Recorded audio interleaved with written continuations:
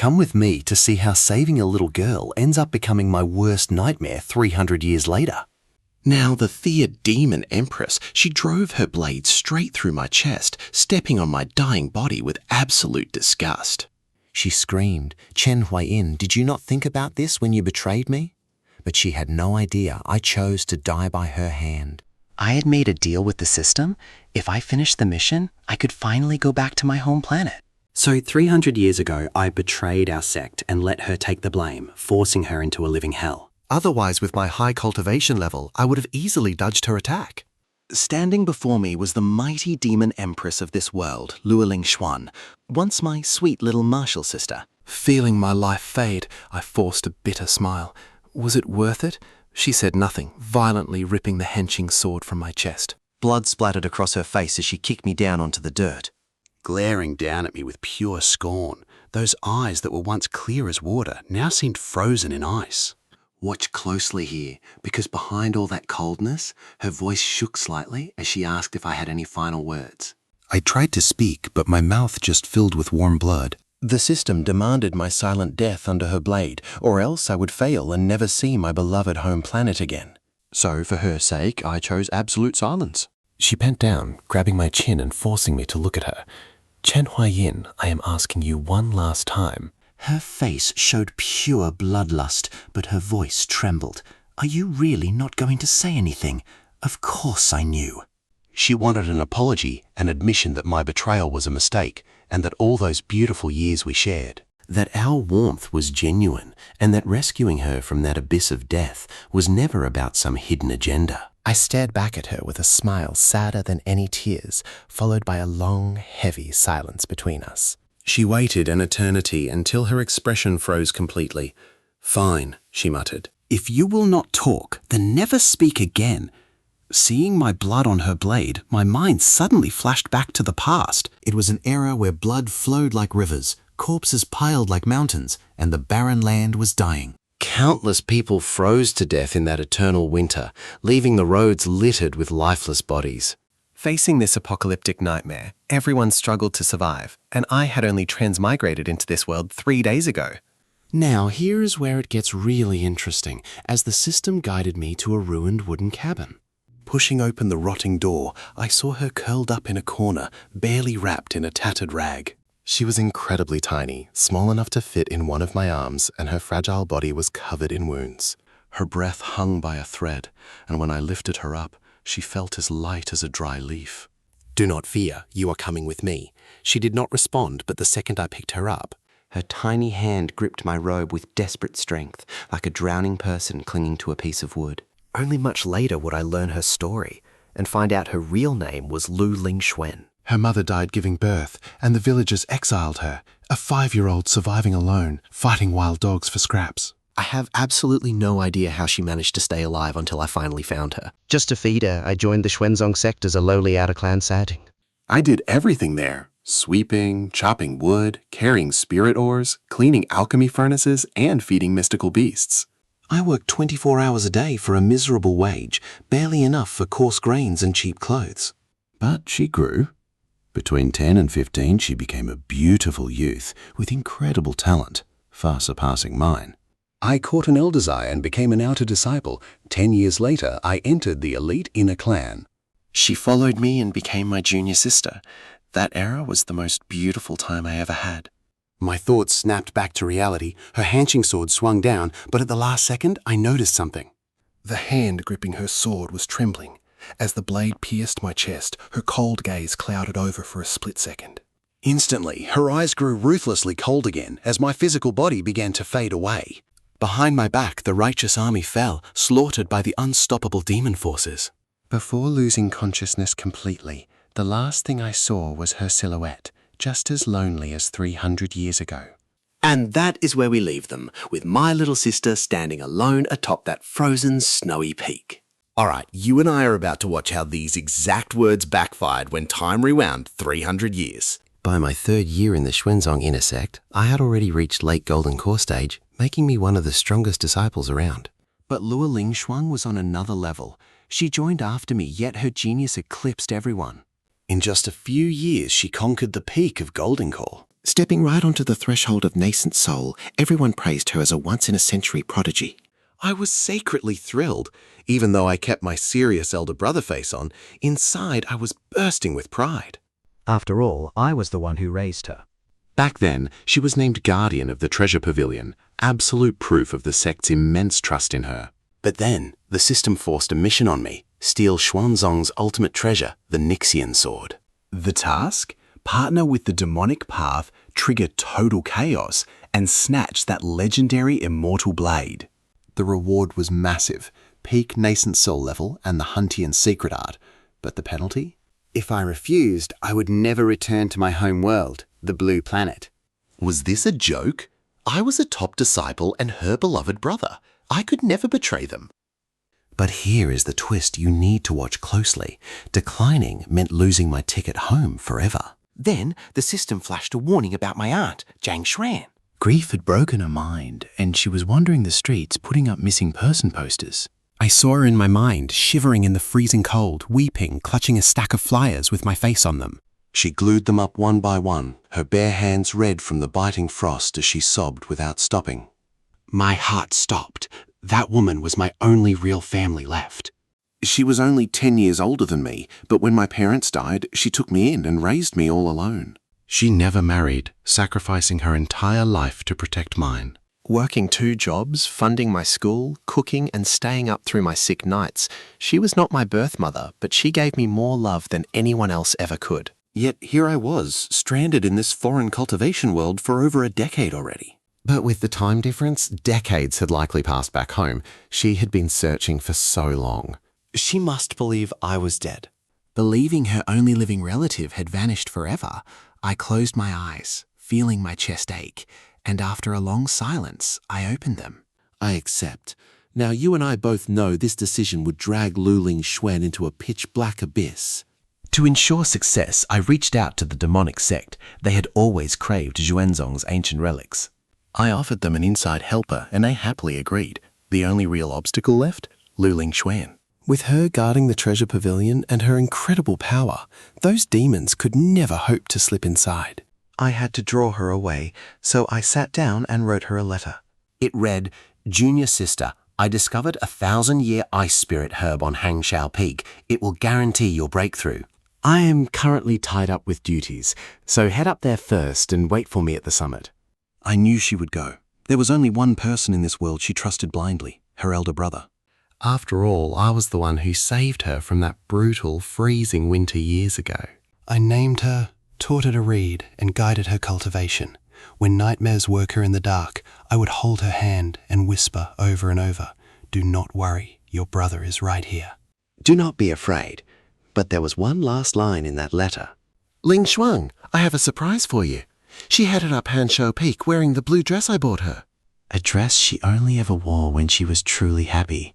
Yet she waited alone at the summit through the biting wind and heavy snow, watching day turn into pitch-black night without moving a muscle. She never saw her brother return. Instead, devastating news arrived. Chen Huayan had stolen the immortal sword and betrayed the sect. Luling Xuan, you were guarding the pavilion. That makes you a co-conspirator and accomplice to his crime. They were always so close. They must have plotted this betrayal together. Do not let her innocent face fool you. She was probably sleeping with that traitor all along. Rumours spread, and as you and I can guess, no one believed her pleas. She was forever branded a traitor. Join me as we watch our female lead get locked up, tortured, and her bone marrow extracted. They broke her bones, poisoned her, and used forbidden arts to tear her very soul apart. But she still trusted her older brother, praying every agonizing night just to see his shadow. In the end, nobody came to save her from that hell. Meanwhile, I, the guilty one, was miles away using the stolen demonic Nixian sword to boost my cultivation. With that sword, I slaughtered demon cultivators. By her 3rd year of captivity, Lord Lingshuang vanished from her cell. They turned the entire sect upside down, but found absolutely no trace of her anywhere. Nobody knew if she lived until 300 years later, the Shuyang continent witnessed the rise of its first supreme celestial rank demon venerable, Lord Lingshuan. They said she was incredibly ruthless and cunning. Her first act after leaving seclusion was to bait the entire Xuanzong sect in pure blood. tens of thousands died with 0 survivors. Then she came for me. But by that point, Now pay attention, because I had already become the Alliance's sole immortal venerable at supreme celestial rank. Both factions clashed for absolute power, bringing us face to face on the ultimate battlefield to settle our blood feud. Separated by millions of soldiers, a bloody grudge, and 300 long years. She was no longer the little girl chasing me around, but a terrifying sovereign overflowing with demonic energy. Her face was pure ice. Even after 300 years of pure hatred, I still recognized those eyes from the day she was born. In that moment, I knew my soul was still there. Actually, the system didn't delete me instantly, but gave me one final hour to say goodbye to this world. Since the user's soul needs to stabilize, the system will grant 1 hour of free time. after this hour, the user will return to the blue planet. For now, you will exist as a remnant soul, unable to interact with any living being. I just floated in the air, a completely transparent witness. During my final hour here, the Great War ended and the Immortal Sect Alliance suffered a devastating defeat. The righteous cultivators were slaughtered and the survivors either surrendered or fled. Luo Lingxuan flew away from the battlefield entirely alone, heading straight back to Henshaw Peak, where our former sect once stood. That majestic sect which she herself had painted in blood was now nothing but a pile of abandoned ruins. Weeds grew among the debris, and its former immortal aura was replaced by a heavy, absolute silence. She stood right at the cliff's edge, staring down into a bottomless, fog-covered abyss. An old pine tree grew there, its branches twisted like dragons with deep green needles. Let's pause here. Can you believe the only living thing left is the tree we planted together long ago? It happened during her first year here, when winter was ending. She found a pine seed and ran to me in pure excitement. With bright shining eyes, she begged to plant it.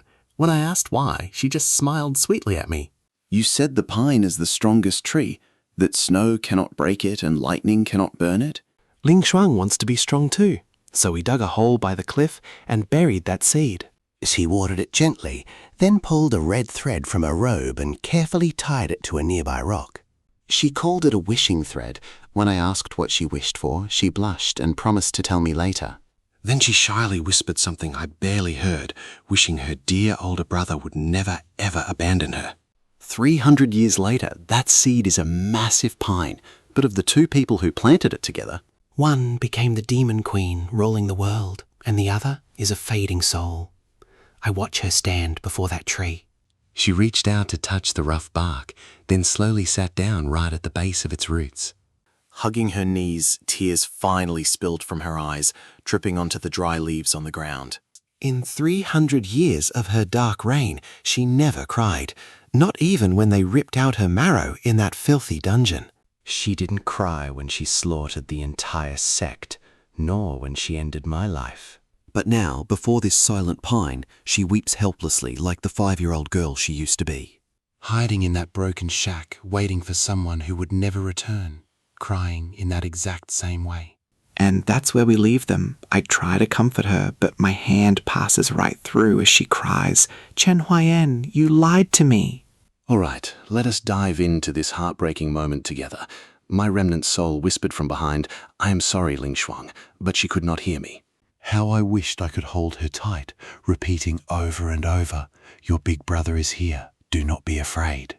But I was no longer her brother, just a fading, fragile soul. In the blink of an eye, an entire hour slipped away.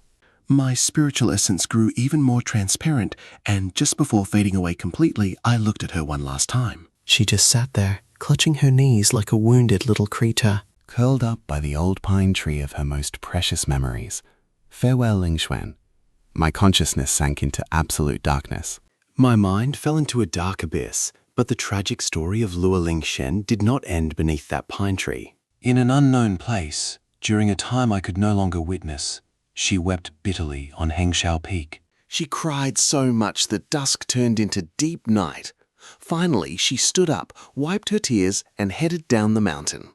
Returning to the demon sect, she summoned an elder, the very same man who, years ago, helped her escape the dungeons of Xuanzong.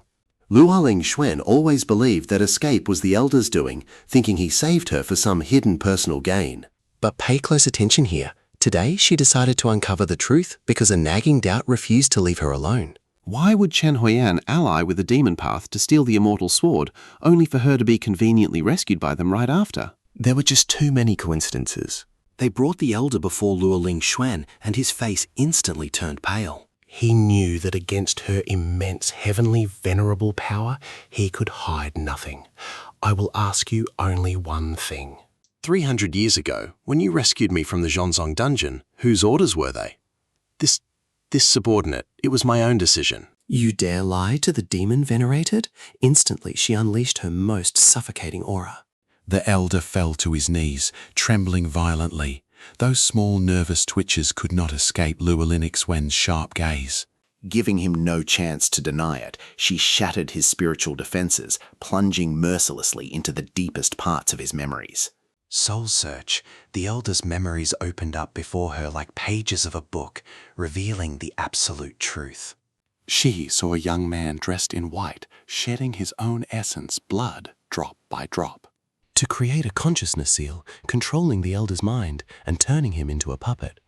That youth's face was painfully familiar to her. She saw Chen Huiyan using this puppet to orchestrate a flawless prison break. The timing, the route, every single step had been calculated with perfect precision. And that was not all she found.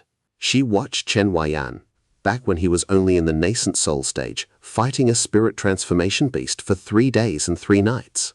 In the vision, he was drenched in blood, with 6 broken ribs, his left arm nearly severed, and his face covered in wounds.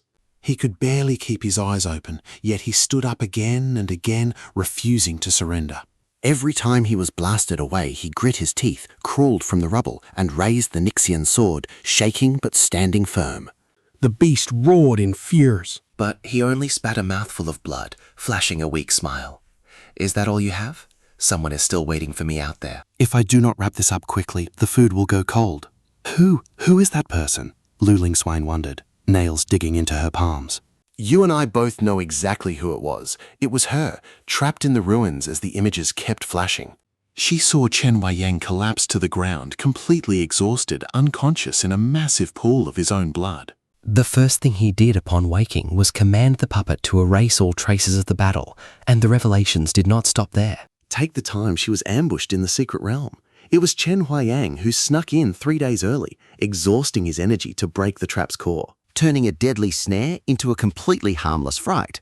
Those ancient demon palace scriptures she casually stumbled upon. Chen Huiyan risked his life for 2 years in a forbidden zone to get them. Just so his puppet could drop them right where she was guaranteed to pass by.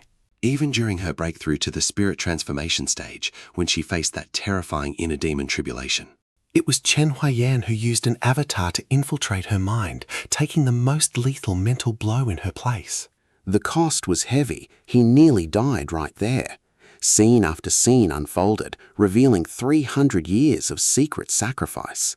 He shielded her from the shadows for 3 entire centuries, every single time she thought luck was on her side, or that she overcame a crisis through her own sheer strength, believing destiny favored her. It was always him. It was always Chen Huiyan, whom she hated and cursed for 300 years. What a tragic truth you and I are left with. Let us dive into how he was always protecting her from the shadows, sacrificing everything before Luoling Xuan woke from those memories.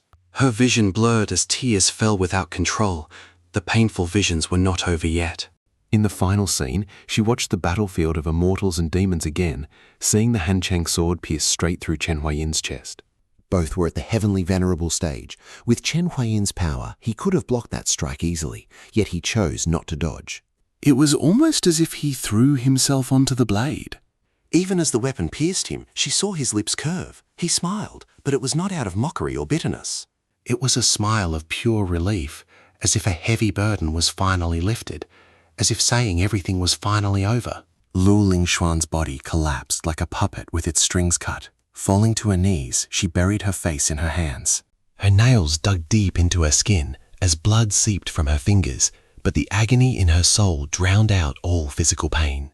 Trembling, she pulled something from her storage bag, the Nixian sword. It was the trophy she took after Chen Huiyan vanished. The weapon had fallen on the battlefield and she had retrieved it. She thought it was just a weapon, but now realized the seal broke because the one who placed it had just died. With the seal gone, a faint echo drifted from the sword's soul, fragile as a wind-blown flame, yet she heard it with absolute clarity. "Good job, junior sister. This is my fate." It was Tenhwa Yin's weak, raspy voice, filled with that warmth she missed so much. "Now I must journey to a very distant place. When I am gone, please promise me you will take care of yourself." You must walk the road ahead alone. I am so sorry, Ling Shuang, for causing you such pain and suffering all these years. That voice faded away. The weapon's soul returned to silence. Lua Ling Shuang knelt on the cold ground, clutching the Nixian sword like the most precious treasure in the universe, weeping inconsolably as her shoulders shook. 300 years. After waiting 300 years, she finally heard his apology, but the man who owed it was gone forever. "Senior brother, why did you not tell me sooner? I do not want your apologies. I only want you. Please, come back. I beg you. Return to my side." But no one answered, save for a freezing wind blowing through the ruins. The ancient pines creaked in the breeze, as if whispering a distant message. "Do not cry anymore, my dear Ling Shuang." At that very moment, my eyes snapped open to a blurry, dark ceiling. My entire body felt heavy as lead. Out of pure instinct, I tried to sense my spiritual energy, but my dantian was empty and my meridians were bone dry. Not a single trace of celestial energy remained. I was a mere mortal once again. I tried moving my arms a bit. Even though my cultivation level was gone, my physical muscle strength and bone density seemed completely intact. The foundations of 300 years spent tempering my physical body had not vanished entirely. Strangely enough, I sensed a trace of energy on the blue planet, similar to Shu Yun continent, though incredibly weak. I rolled out of bed and almost face-planted. Now, pay close attention here, because where he woke up made absolutely no sense. A tiny rented room, but definitely not his. There were pastel pink patterns on the walls and several bottles of cosmetics scattered across the desk. The bed sheets were bright pink, and there was even a teddy bear sitting by the window. This was definitely a girl's room. My old room from before I transmigrated was gone. During these 3 years, the landlord must have reclaimed it to rent it out. I looked out the window, staring at the skyscrapers. I was truly back on the blue planet. A rush of emotions flooded my chest. 300 long, endless years.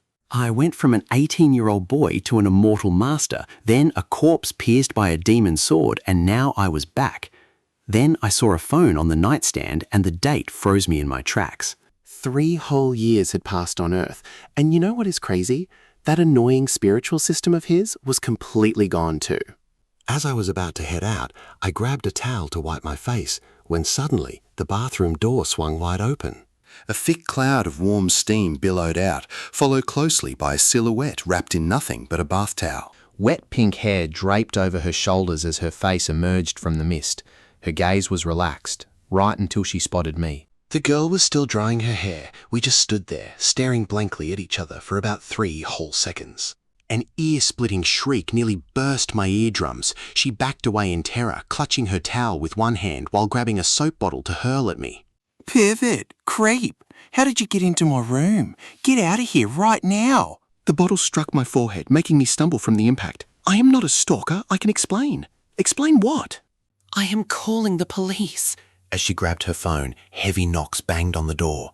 Trust me, things are about to get wild. Get ready. You and I are starting a wild ride. No explanation. I just leaped from a 3rd-story window, nearly 30 feet down.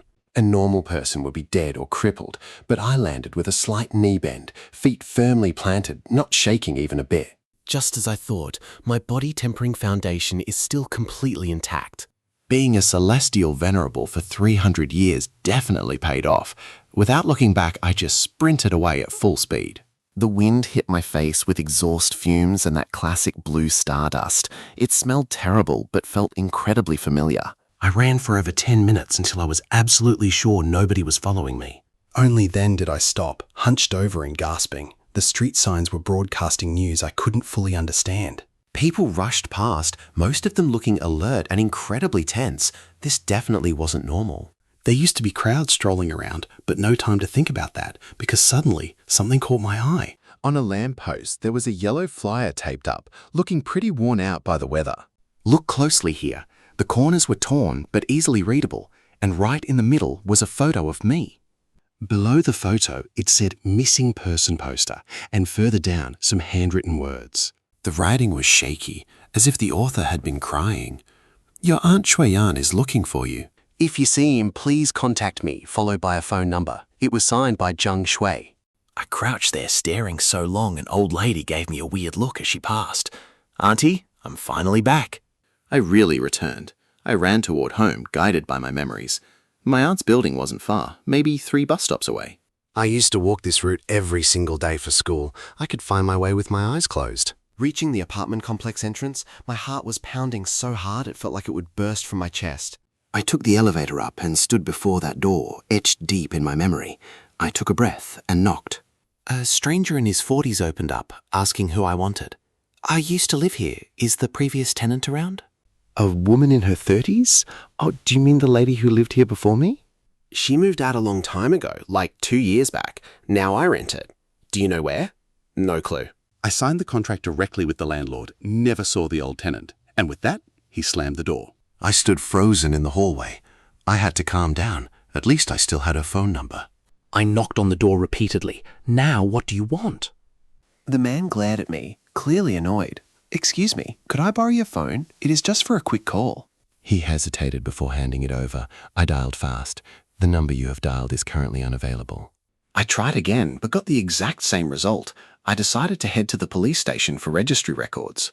Using my identification card, I should be able to track down where my aunt relocated. But I was barely halfway there when an ink-black mist suddenly began devouring the beautiful blue sky. People on the street started screaming, running in terror. Monsters! Another special rift! Run to the subway! Watching this chaos, you and I would ask the exact same thing. Is this really still the Blue Star? Seeing everyone fleeing in absolute panic left me completely speechless. Demonic beasts and spatial rifts? Here? It made 0 sense, but a second later, everything became crystal clear. A rift tore open the mist. It wasn't massive, but enough for a demonic tiger the size of a 2-story building to emerge. Its entire body was covered in armor-like black scales. Its eyes glowed green and its fangs dripped blood. I could feel its spiritual energy pulsing. Its realm was below Golden Core, barely at the Foundation establishment boundary, but to ordinary humans, this was the end of days. The beast lunged at the crowd. Right then, I spotted 3 helpless youngsters who had fallen behind. They didn't even have time to look back. The tiger's claw slammed down with crushing force. Blood splattered everyone. 3 lives vanished right before my eyes in a split second, leaving absolutely nothing behind. I clenched my fists, trying to channel spiritual energy. Nothing. I couldn't even reach the lowest stage of chi condensation. But seeing those kids' fate, I knew I was next. Screw whether I have cultivation or not. I was once an immortal venerable, so stick around to see me throw myself straight into this fight. Trust me, when 300 years of combat instincts kick in, you leave straight to strike the beast's ribs, leaving only a dull impact. A brutal shockwave surged from my wrist straight to my shoulder, leaving my entire arm completely numb. Even so, my blow throws the monster off balance, forcing it back. It lets out a frustrated roar, locking its creepy green eyes on me, unable to believe a mortal could push it back. To be honest, I was shocked too. Without cultivation, this body's strength exceeded my expectations. Even without 1/10 of my body-tempering heritage, the physique of a celestial venerable is no joke. The beast charges again. I dodged just in time, spotting a metal bar lying in the roadside debris. It was nearly 1.2 meters long and thick as a wrist. I pull it out. Lacking spiritual energy to imbue it, I still had one trick left. Soul power and spiritual energy are entirely different. The former represents the raw strength of the primordial spirit.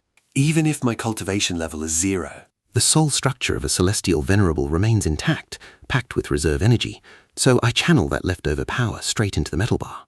That basic piece of construction scrap instantly transforms into a weapon, radiating a faint, powerful glow.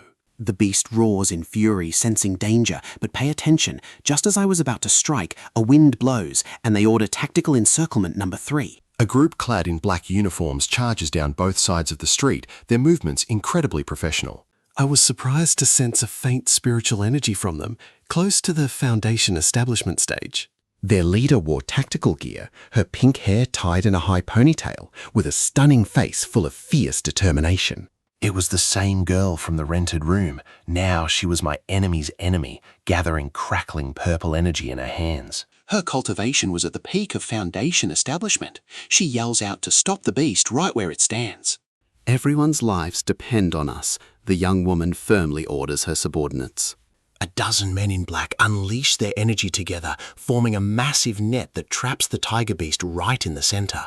It was a brutal clash. Men were injured and sent flying, but thanks to her orders, they successfully take down the monster. The massive body crashes down, kicking up a thick cloud of dust as she gasps for air, drenched in cold sweat. While clearing the area, she spots me in the crowd holding the glowing bar. In that instant, our eyes lock. You and I can laugh at this. Her face goes from pale to bright red, remembering I saw her coming out of the shower. Without a word, she rushes over, grabs me by the collar, and demands I get in the car immediately. I try to explain, but she forcefully silences me, and I end up inside a black van. Overhearing their conversation, I discover they belong to the Demon Suppression Bureau, an official government organization of Huaxia. 3 years ago, right as I left for the Xiyang continent, Blue Star underwent a sudden spiritual energy revival. The spiritual density in the atmosphere multiplied dozens of times over during the months following my departure.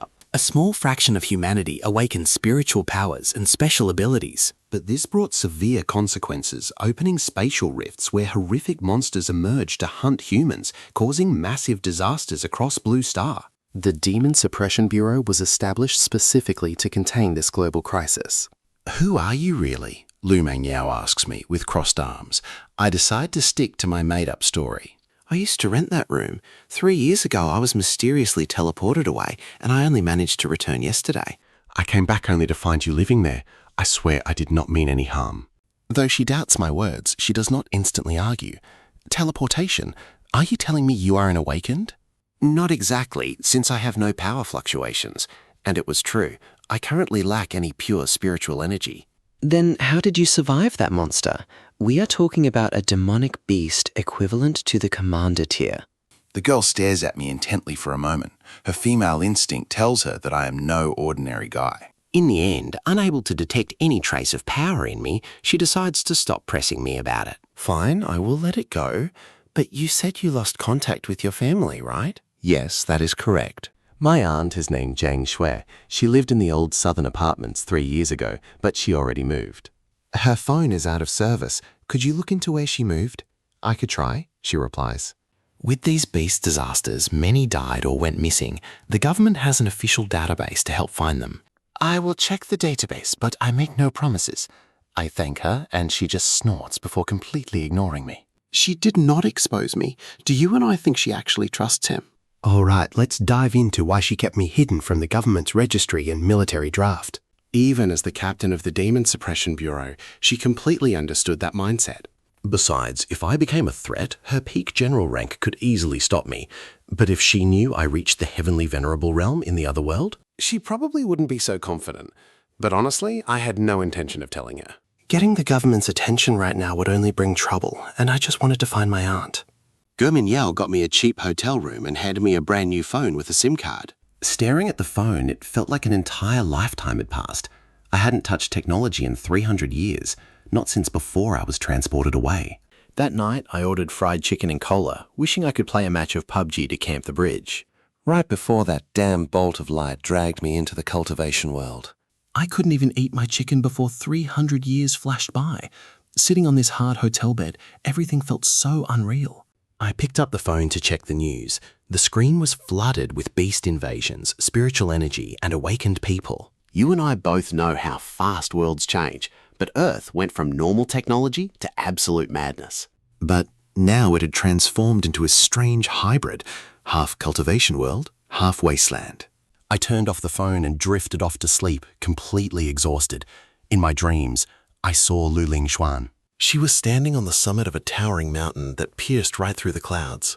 It was the peak of the demon realm, the absolute center of her power and the empire she built. The night was pitch black.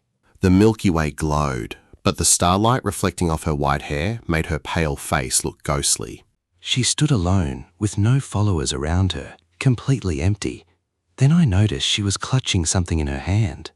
It was the immortal defying sword held tightly in her grasp, clinging to it like a deep obsession. Then she lowered her head as tears fell slowly, whispering something in silence. Suddenly, my ringing phone woke me up. It was Gunmeng Yao's voice calling from the other end. Chen Huiyan, wake up right now. Her voice sounded strange, hesitant, as if measuring every word. I found her, Chen. I managed to track down your aunt. She moved to Suchang 2 years ago. Suchang? But that city suffered a massive beast invasion a year ago. The entire city fell. Now here's where it gets terrifying. Suchang is an S-tier danger zone. The whole place is crawling with high-level demonic beasts, completely cut off with absolutely no sign of survivors. Is she still alive right now? There's absolutely no record of her being alive in the system. There's no confirmation of death either, but to be honest, her chances of survival are nearly zero. I'm so sorry. My hand trembled as I held the phone. Dear Aunt, I fought for 300 years in that cultivation world just to come back and see you. Where are you now? Where are you? Hanging up, I sat frozen for a long time as memories flooded my mind like a tide. As a kid, when I got sick, she carried me across dozens of streets just to find an open clinic. her clothes would be soaked in sweat and her arms shaking. Back then she was only 18 years old. But she was as strong as an adult. When school ended, she was always waiting, holding those sweet chestnuts I loved. In winter, she tucked me in gently, saying I wouldn't sleep well if the blanket was too cold. During my entrance exam year, she waited outside the building all day, not even caring about eating lunch. She never once complained about being tired or how hard it was to make ends meet.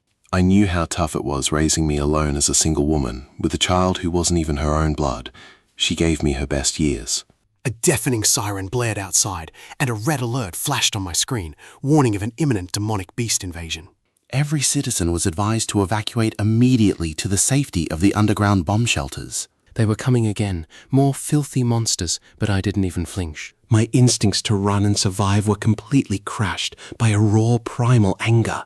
300 years of pure built-up rage. 300 years of enduring humiliation, doing whatever it took and betraying everything just to make it back. And now that I'm here, my family is gone, my home is destroyed, leaving only ruins filled with vile beasts. I got up and walked to the window, feeling the cold wind carrying echoes of distant explosions and desperate screams. Down below, over 20 meters, 10th floor. You and I are going to want to see what's next. I stood at the edge of the window. Below, the streets were pure chaos, with demonic beasts chasing down the screaming crowd. But right then, you and I are about to see everything change, because something strange thawed inside my body and started surging. Spiritual energy as fine as silk suddenly rushed into my body, flowing directly from the heavens and the earth. A tiny thread of water appeared in the dry channel of my dantian. It was minuscule, but definitely there. I was barely at the first level of the chi condensation realm. I had just returned yesterday, so my body was still that of a mere mortal. And yet today it was already drawing in spiritual energy on its own. It felt like my old strength was slowly returning. The dantian vessel of a celestial venerable remained completely intact. My old channels and my deep level of comprehension was still there. Reclaiming all my power was just a matter of time. It was going way faster than any ordinary person could dream of. That chi condensation energy was minimal, but with 300 years of experience and divine techniques, it was more than enough. I leapt from the 10th floor. As I fell, I channeled energy into my legs to cushion the brutal impact. Now pay close attention here. Right in front of me, a monstrous horde was tearing through helpless civilians. Dozens of giant, basic-level grey wolves blocked the way. I used my spiritual energy to manifest a glowing blade. It felt heavy, like forcing a single tired horse to pull an absolutely massive carriage. But my vast experience with mystical techniques compensated for everything. With a single swing, a silver flash tore straight through the night sky. The attack formed a beautiful crescent moon silhouette. As it surged forward, the beasts froze solid before splitting in half at the exact same moment. The remnants of the creatures crashed heavily to the ground, utterly destroyed by that single brutal strike. On the sidewalk, several civilians who failed to reach the subway saw this and stood completely frozen, their mouths wide open in sheer shock. An old man even forgot he was running, tripping face first onto the pavement, but I did not stop to look. More and more monsters kept pouring down from the crack in the sky. They were of all shapes and sizes, but their power was barely basic rank or foundation establishment level. I threw myself at them like a madman. Each time I made a kill, I absorbed the spirit soul from their corpse. That energy flooded into my dantian, filling the vast empty space. My power level was skyrocketing. I know what you were thinking, but it was like a deluge of power as my meridians greedily devoured the energy. I lost count of how many I slaughtered. All I know is by dawn, I stood firmly at peak foundation establishment. My clothes were soaked in monster blood, mixed with my own flowing from open wounds. But my eyes still burned with determination. Auntie, no matter where you hide, I swear I will hunt you down. Over the next few weeks, I hunted monsters at an absolutely insane pace. Fighting in the outskirts by day and training in ruins at night, my power surged non-stop. Early Golden Core, mid-Golden Core, peak Golden Core. Every breakthrough was incredibly simple, like walking a familiar path. Taking these steps for the second time made everything effortless. By the third week, I was already at the peak of Golden Core, right on the edge of the nascent soul realm. The direct equivalent to a commander rank on the Blue Star. I tried to avoid the people from the Demon Suppression Bureau to stay out of trouble, but the inevitable happened. That afternoon, the sky over Shanghai ripped open again. This time, the crack was massive enough to swallow a whole soccer field. Black mist gushed out like a sea of boiling ink, releasing an unprecedented, terrifying demonic pressure. I was 3 kilometers away, yet that dreadful pressure chilled my skin, far exceeding the nascent soul realm. A colossal monster crossed through the portal. It was a giant python with a pitch-black body. Its scales gleamed purple under the sun, and the beast was as thick as a massive pipeline. Its tail was nowhere in sight, measuring at least 100 meters. It coiled in the Shanghai sky, dropping the temperature instantly with a flick of its tongue. Worst of all, it actually spoke, saying the life force of this place was incredibly rich. Speaking like a human meant it possessed its own consciousness. We were facing a true high-ranking demon. And right behind it marched an infinite army of lesser beasts. The Suppression Bureau deployed an elite commander named Lin Tian as backup. He was young, but his cold gaze showed a veteran of 1,000 battles. And trust me, you and I are about to watch the real war start now. All right, you and I are about to watch his metallic spiritual energy explode. His skill transformed into a massive flaming sword that unleashed pure spiritual power. Peak commander level, Golden Core. But against this python, he barely held on. Lin Tian was smashed by the beast's tail. Shooting backward through the air like a massive cannonball. Crashing through 3 whole buildings before spitting blood, he ended up kneeling in the rubble, completely defeated. He was a commander, but against a nascent soul demon, he was like paper. His office comrades had it even worse. They died instantly in this clash, some ripped in half by the python. Why have not headquarters reinforcements arrived yet? Damn it, do they just want us to die here? Where is Xiaoli, our healer? She cannot hold out much longer. A young man burst into tears. They were all Shanghai Demon Suppression Bureau agents. That bloody girl was his lover. Captain, our entire medical team has been completely wiped out. Pay close attention here, because we are dealing with Emperor-level power now. Against that kind of strength, we are just throwing our lives away. Captain, should we retreat? The young man wiped his tears. Then a determined look filled his eyes. Take Xiaoli and fall back, protect her. Captain, take Xiaoli and fall back, protect her. Captain, are you crazy? The other squads are still fighting. Behind us are millions of citizens in Shanghai. Thousands of people. If we run, where will they flee? Whoever does not fear death, follow me. The expressions on the faces of those soldiers were filled with pure determination. Meanwhile, Go Mong Yao took a brutal tail strike to the waist that sent her flying 12 meters into a bus, knocking her out cold. The python coiled up lazily with mocking eyes. To her, they were just tiny ants she could crush with a single finger. So boring. Are the humans of this world really this weak? Killing them is not even fun. However, she spotted a man stepping out of the shadows, walking slowly toward her. His calm steps did not seem threatening. The dust and smoke over the ruins had not cleared yet. The light was reflecting off my face. The python reflected in my gaze. The beast lowered its head, flicking its tongue while staring directly at me. She sensed my peak foundation cultivation. To her eyes, I was just an ant, but a chill suddenly shook her soul, carving deep into her sea of consciousness. This human felt strangely familiar to her, even though he was only at level 0 of foundation establishment. How could he beat my hundreds of years of cultivation? He is just another fool looking to die. I did not say a single word. The spiritual energy in my dantian circulated rapidly, following a cultivation route that far surpassed my current stage. This was a secret technique I created myself in my past life.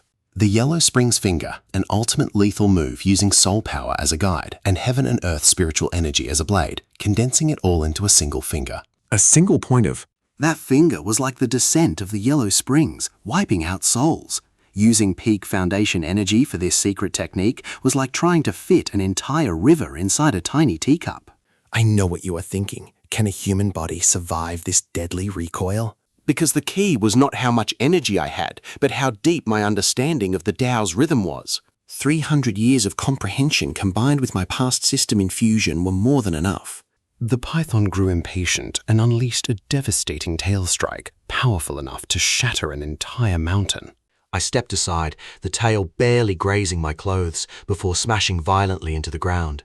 The ground within 100 feet collapsed, forming a massive crater. I spun 3 times in the air to stabilize.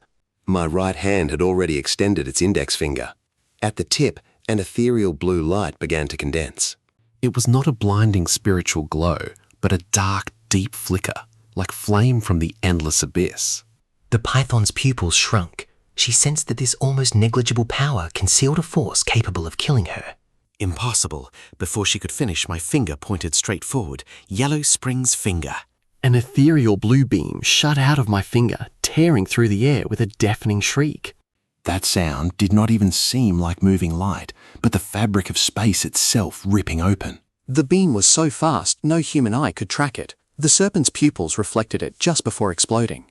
Black blood rained down like a waterfall. The snake's massive body fell helplessly from the air, crashing onto the straight.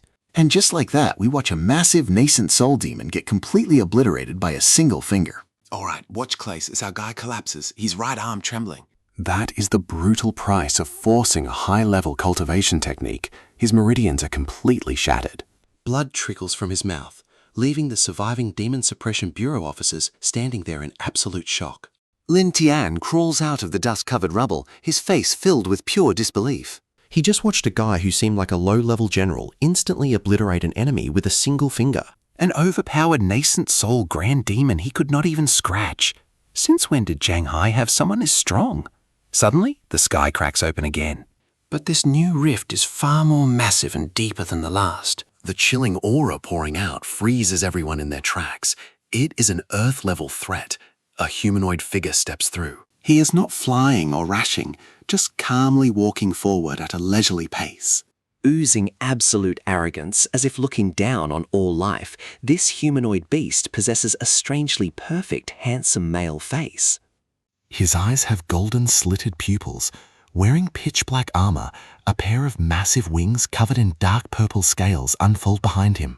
Now pay close attention, because this Earth-level beast, Li Tian, is something that almost never appears on this planet. Yet here is one, emerging in the tiny city of Shanghai. Lin Tian is no longer just pale. His face is ghost white. He has fought 1,000 battles, but has never faced an Earth-level monster before. In this entire country, there is only one Earth-level awakened cultivator, and he is way too far away. Basically, this city is completely defenseless. Meanwhile, a broadcasting helicopter continues to circle high in the air, streaming the live satellite feed directly back to the Demon Suppression Bureau headquarters. The entire command room falls deathly silent as Li Tian appears on screen like a descending demon god. An Earth-level beast? Why did one have to appear right here? Shanghai only has C-rank defenses. This monster belongs in the capital, but it is already too late. Eyes glued to the screens, they watch as Li Tian glares down at everyone like mere ants. You and I know what that smirk means. Pure, unfiltered contempt. That spiritual energy blast was quite amusing. Tell me, did you slaughter my vanguard force? Our hero tightens his fist as the backlash of his Huang Shuang finger leaves his right arm in agony. He has not even reached the nascent soul stage yet. Against a soul formation beast, he stands 0 chance. Sure, he could easily use a movement technique to escape to safety, but he refuses to run. Because right behind him, Andy, lie the unconscious Gu Mengyao, the wounded Lin Tian, and all the Bureau members desperately scrambling to reach the shelter. And maybe, just maybe, Auntie is still out there alive. If he dies today, who will search so shine for her? But if he runs, everyone here dies. He is no saint. Across his 300 years of cultivation, he has lied, betrayed, and killed countless people. He has committed every sin under the sun, but Lanshan is his home. He cannot just stand by and watch his people get slaughtered. Perhaps those childhood lessons from Auntie actually stuck with him after all. Lessons on why humans must have a conscience. Lu Tian sneers at his silence, calling humans worthless, filthy ants. He claims a supreme being sent him to this planet, expecting to have at least some fun. Instead, it is just boring. But wait, a supreme being? What exactly does that mean? These demon beasts are not appearing by accident. Who is controlling them? Before he can think, Li Tian strikes.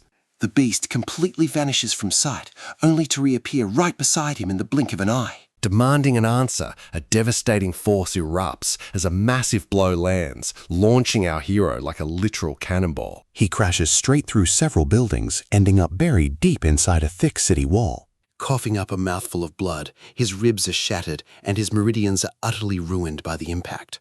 Is that really all you have? Li Tian's voice echoes from across the battlefield, dripping with disappointment. Dragging himself out of the crater, he stumbles to his feet.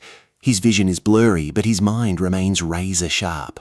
A mid-stage soul formation beast is impossible to beat head-on, but who said he was going to fight fair? Wiping away the blood, he smiles. Li Tian is stunned, and trust me, what happens next will leave you speechless. Come along with me as we watch this arrogant jerk mock our dying hero, thinking he's completely out of options. So I began burning my own life force, a forbidden technique that sacrifices your years to unleash power beyond all limits. Anyone else would only jump a minor realm or two, but of course I wasn't just some ordinary cultivator. The capacity of my Dantian was Tianzo level. I just lacked spiritual energy, and trading my own years of life was the quickest way to gain absolute power. Inside my Dantian, a blazing power erupted like a violent volcano. Early golden core, early nascent soul, rising even higher, mid-nascent soul, and finally peak nascent soul. This was my absolute limit. Going any further would kill me. Peak nascent soul versus mid-stage soul formation. A massive gap of one major and two minor realms, but it was enough to unleash one final sword strike. I focused all my spiritual energy, channeling every drop directly into my right hand. An illusory sword formed in my palm, a translucent weapon glowing silver white, identical to the legendary Nixian blade. This was my past life's signature Shuxing sword art. The price was simple, sacrificing my attack range. It focused all power into a single point. One devastating strike, crashing down like a meteor from the heavens. Li Tian finally realized something was wrong as he sensed that terrifying energy. It wasn't just nascent soul level. What on earth is that? Shock was written all over his face, but right now it was pure surprise. As an old soul formation monster, he surely had trump cards. But watch closely. Just as he prepared to strike, the sky split open. This wasn't some tiny crack. The entire sky was being torn completely apart. It felt like time itself on Langxing froze as an entire galaxy shattered the very dome of heaven. Starlight cascaded down like a silver waterfall from the highest peak. I will never forget how that felt. The oppressive aura radiating from that galaxy was so massive it brought absolute despair. A terrifying pressure shook everyone to the core, paralyzing everything.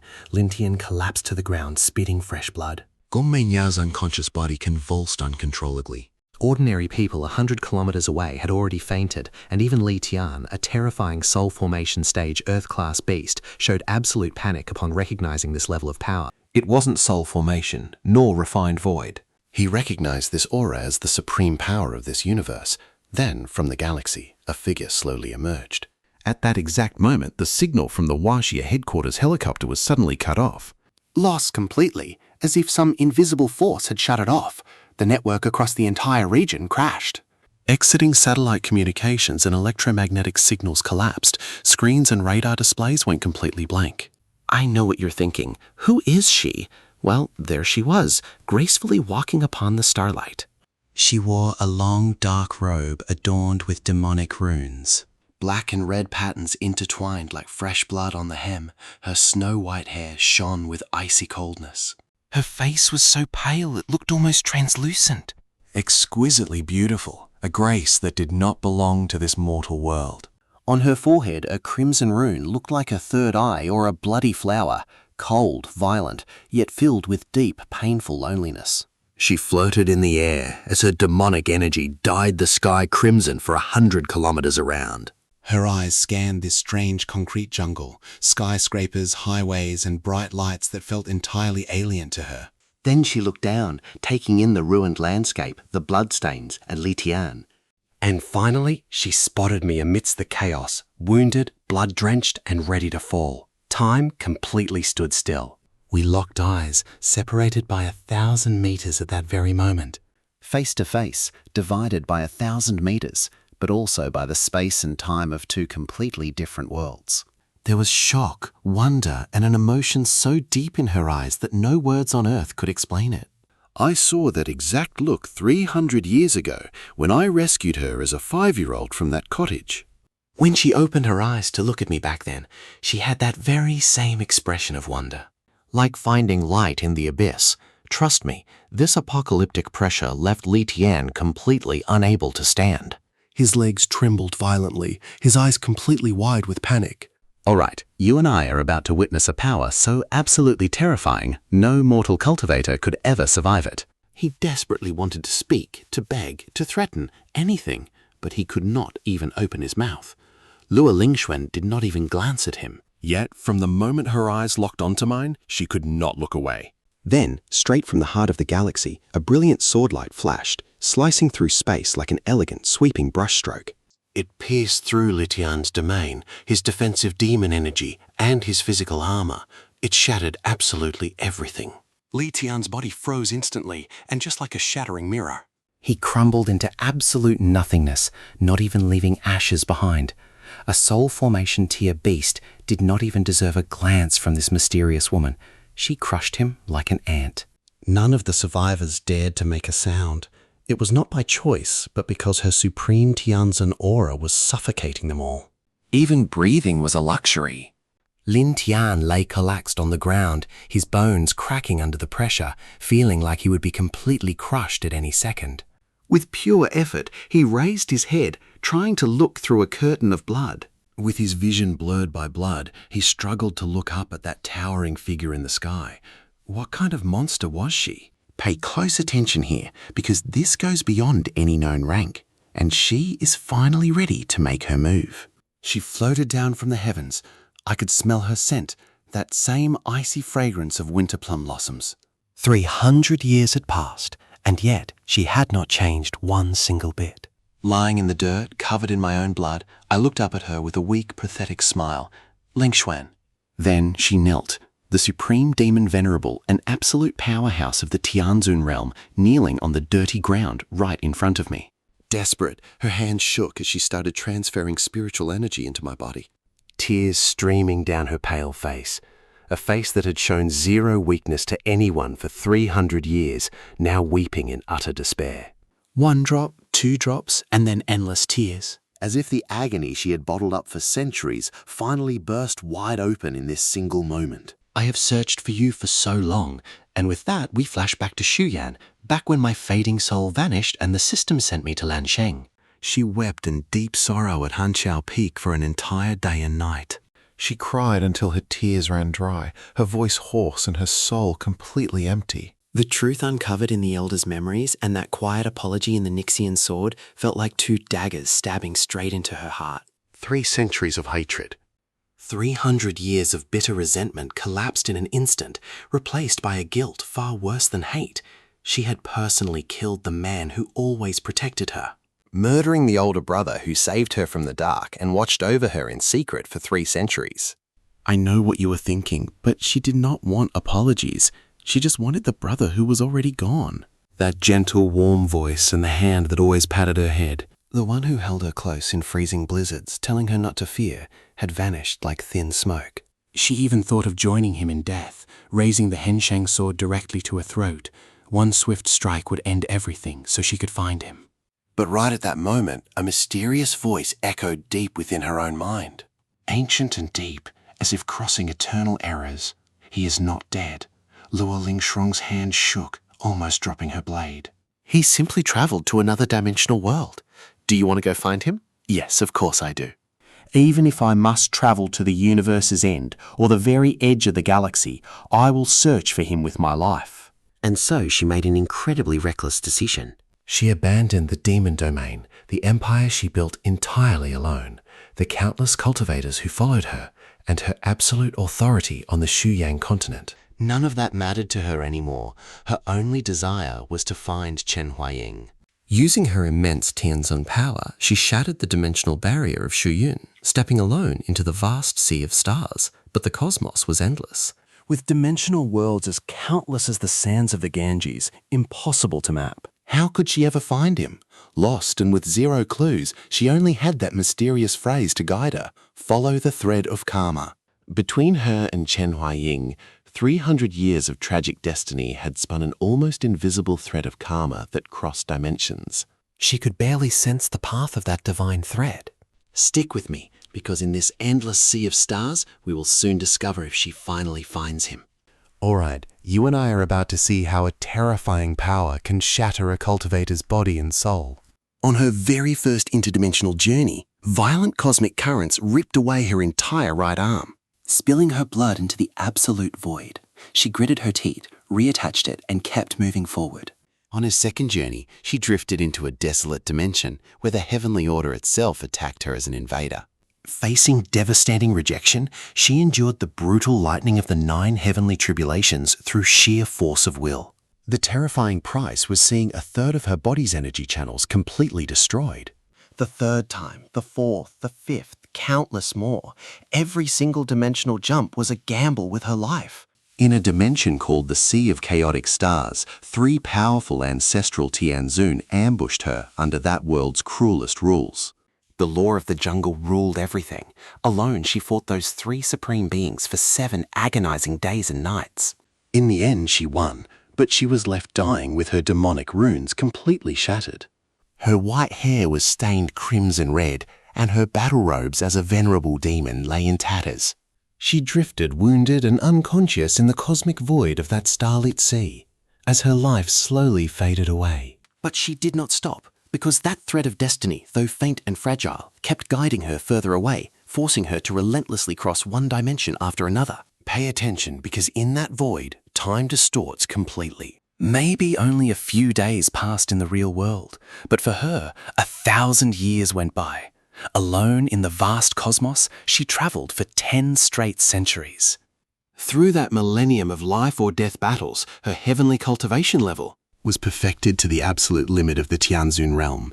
Though her face did not age, her gaze was no longer the same, as it no longer held hatred or madness, but rather a deep, unyielding obsession. I must find him. I have to find him, no matter the cost. One day in the year 1000, the thread of destiny glowed brightly, shaking her very soul.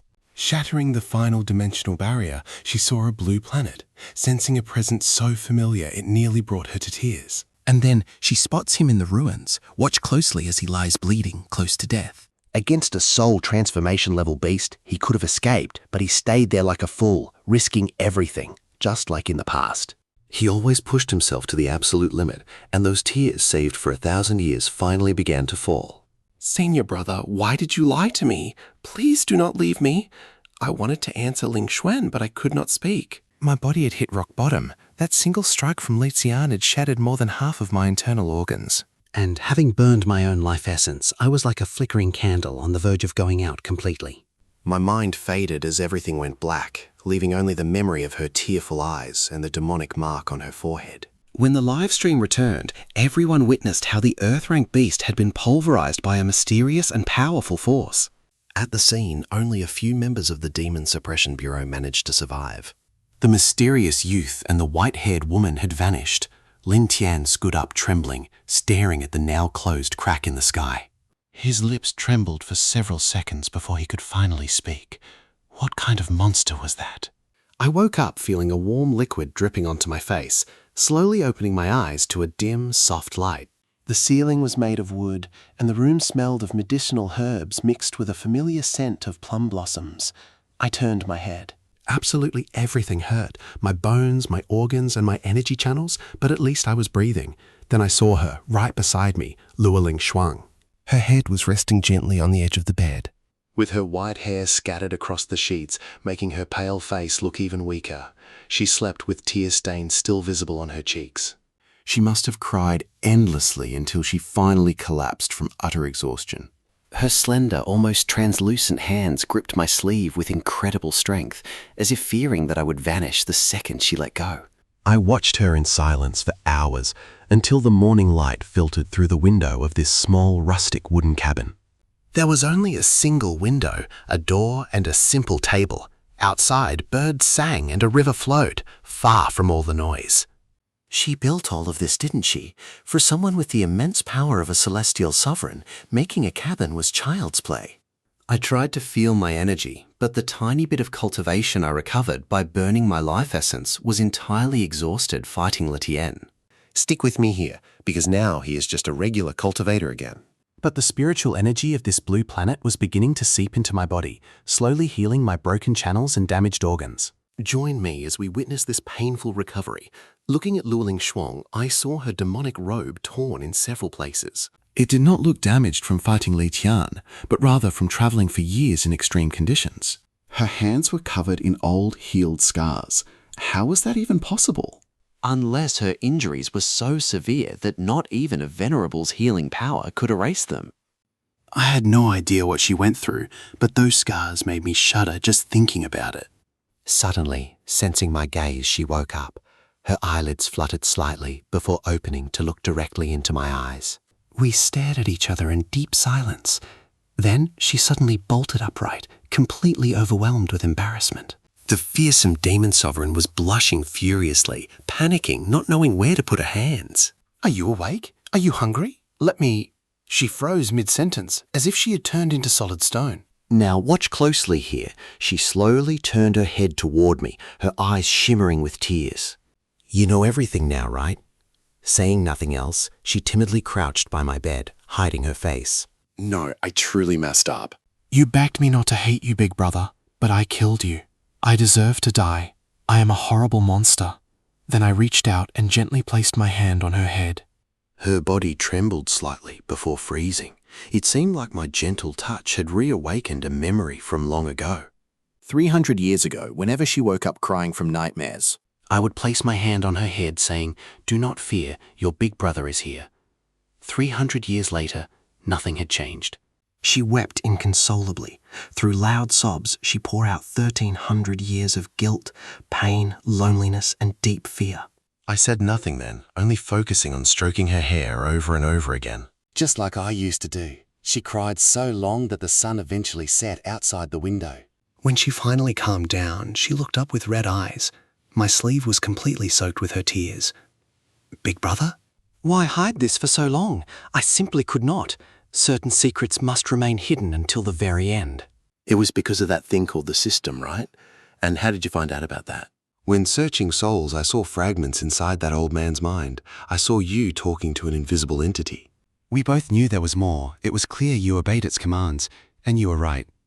The system threw me into the Tuyun continent. I know what you were thinking. Mandatory quests? Yes, indeed. If I completed them all, I could return to the Blue Planet, my real home. Every mission, including betraying the clan, joining the demons, stealing the immortal sword, and dying by your hand, was its plan. So everything you did for me, protecting me and giving me those chances, was also because of that thing? No, I chose that myself every single time. Her tears threatened to fall again, so I told her not to cry. Keep this up and I will run out of clean shirts. She smiled with a mixture of sadness and happiness. She looked a mess, but she was still beautiful, so I decided to tell her everything. The system, my journey between worlds, the Blue Planet, my aunt, absolutely everything. She listened in absolute silence, but when I finished, she told me something that chilled me to the bone. That mysterious voice that guided her to me. Get ready, because she suggested it might all be a master plan. What do you mean? I traveled across the cosmos for 1,000 years. Crossing those dimensional barriers consumed massive energy, and every time a dimension breaks, the wall between both worlds weakens significantly. if someone wanted to use me to open a permanent path, that mysterious voice was the perfect bait. She was absolutely right. That ancient voice that guided her seemed to come from a primordial era. It was not out of kindness. but to force her to become a celestial venerable, shattering cosmic barriers to let a supreme being descend onto our planet. The thought sent a terrible shiver down my spine, but now was not the time. We needed to find my aunt. I explained the situation to Luling Xuan, and she told me she scanned thousands of miles using her spiritual sense. In your city of Su, the surface is crawling with beasts, but deep underground, there are traces of human life. They are still alive, are you sure? A spiritual shield hides them, but my divine sense found them. What do you and I think will happen to them next? Let's dive into this story. I do not know if your aunt is among them, but stay with me, because hope is all we have. Hope. In that moment, those words healed me more than any divine medicine. Over the next few months, I stayed in the cabin healing and cultivating. Luei Ling Xuan's power was restricted by the blue planet's heavenly Tao to the void refinement state. She used her divine sense to isolate 100 miles around us. Nobody could enter. The very empress who once ruled the demon world was now a sweet wife tending to her mortal husband. She cooked different dishes for me every day, though she honestly had no idea how to cook. Her food was an absolute disaster, but I was not crazy enough to complain.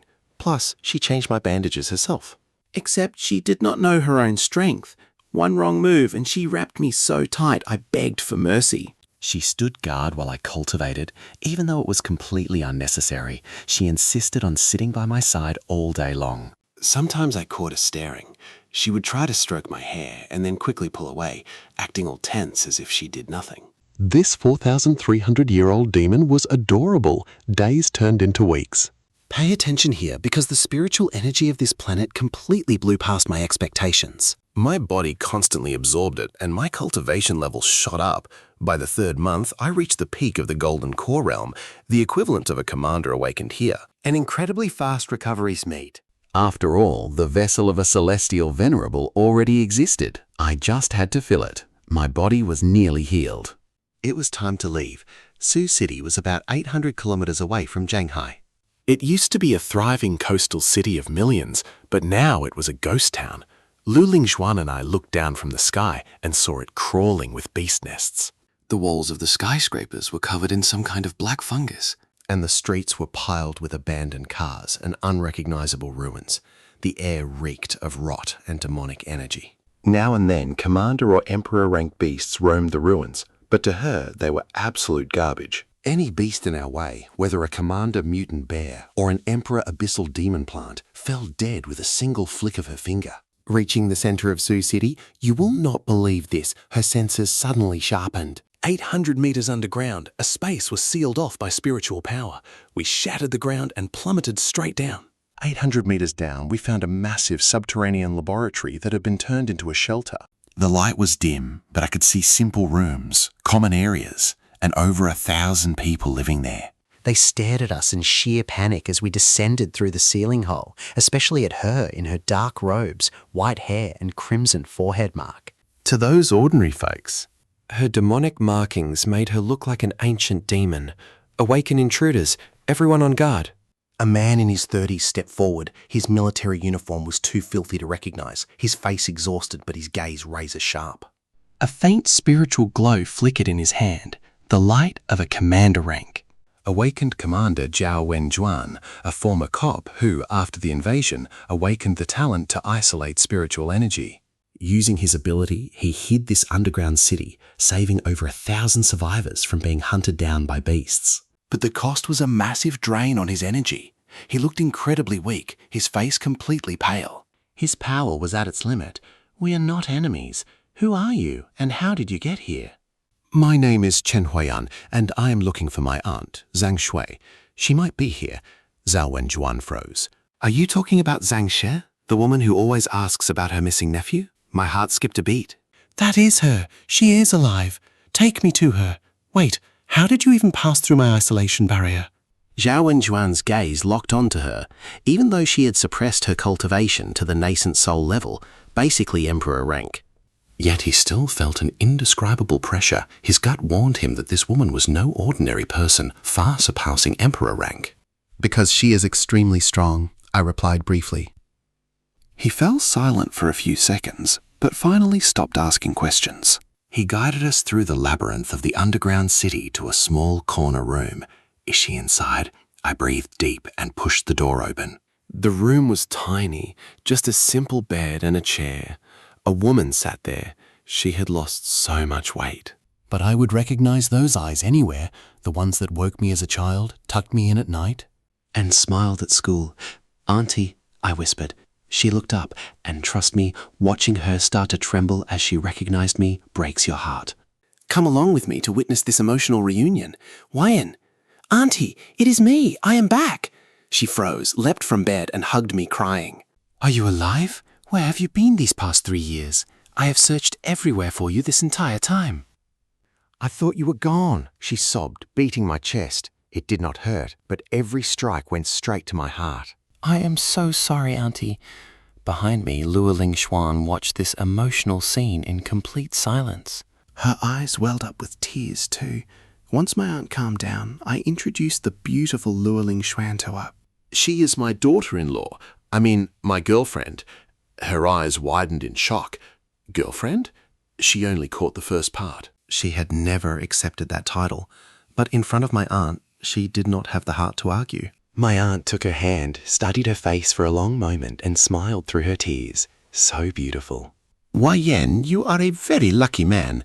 Luoling Xuan's face turned bright red, totally flustered by a mortal's compliment.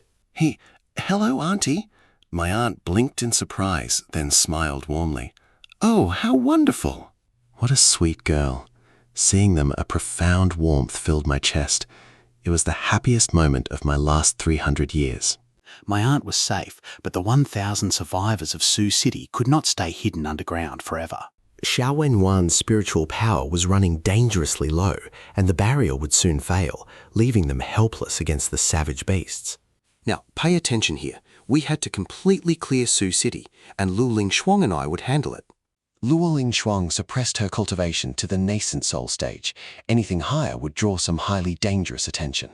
Even so, the beasts ruling that city were nothing more than tiny, insignificant bugs to her. We fought together for 3 days straight to wipe out every single monster, hundreds of them, massive and small. Even the colossal Emperor tier beast in the city centre stood no chance against our combined might. Sha Wenyan watched from afar, his jaw dropping, completely speechless with absolute shock. Just what kind of monsters were these two? After the sweep, I contacted Gu Menya to deliver the good news. There are over 1,000 survivors who need to be evacuated right now. A long silence followed on the other end. What? Did you say Sioux City? But that is a highly dangerous S-rank danger zone. The very same. Are you joking? There are supposed to be at least 3 Emperor-rank beasts roaming there. The High Command does not even dare send troops. They are gone. Just come for the people. After a long pause, she sighed. All right, I'll send the vehicles. When she arrived, Gu Menyao brought 20 military trucks with her. I know exactly what you are thinking. She kept staring intently at Luoling Xuan with deep intrigue. Her white hair, demonic marks, and overwhelming aura perfectly matched the mysterious woman who appeared in Shanghai that day.